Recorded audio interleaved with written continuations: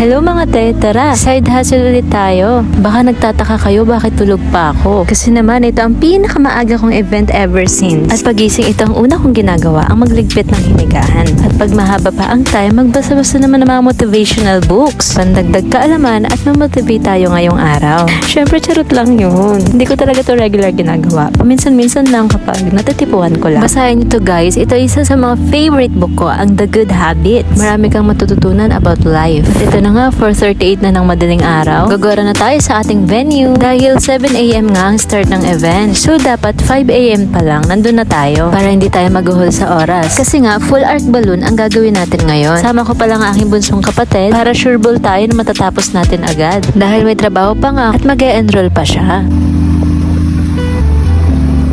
Dalawang sakay pala tayo para makarating doon. Oh, walang suklay-suklay yan, pero laban na yan. Today we're here, STI Novaliches.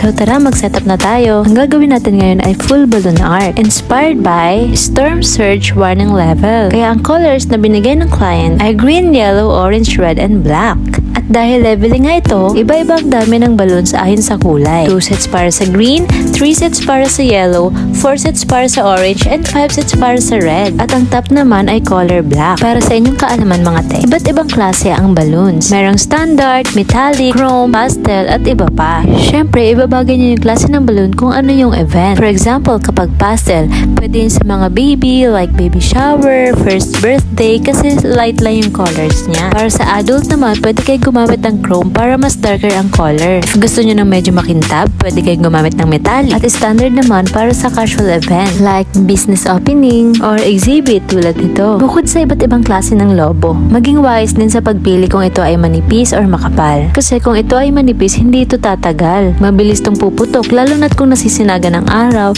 kung sa labas ang event nyo. At kahit sa loob mo nga gamitin, nagfe-fade ang kulay nito. Kaya kung ako sa inyo, doon na kayo sa makapal para mahaba ang buhay.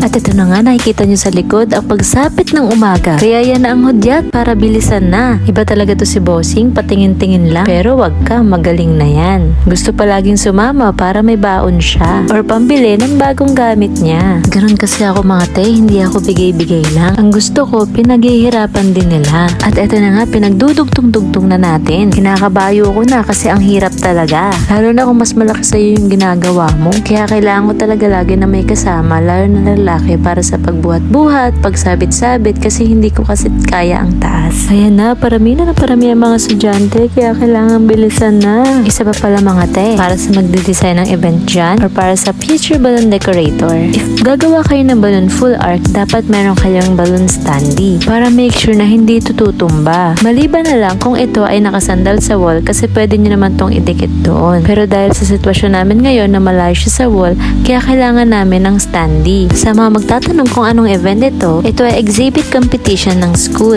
Kaya pagandahan ang labanan at pabonggahan ng produkto. Praying na manalo ang team na to. Ito nga ang ganap ng ibang grupo.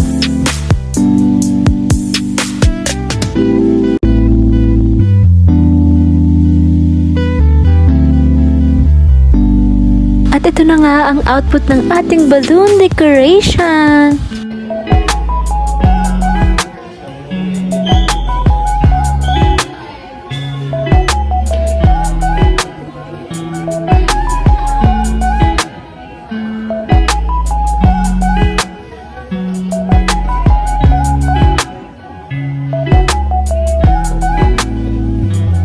At yun lang mga te, kailangan naman natin pumasok sa trabaho. At ito na nga aking beloved sundo. Kaya hanggang sa susunod na side hustle with Ate Jessie. Bye bye!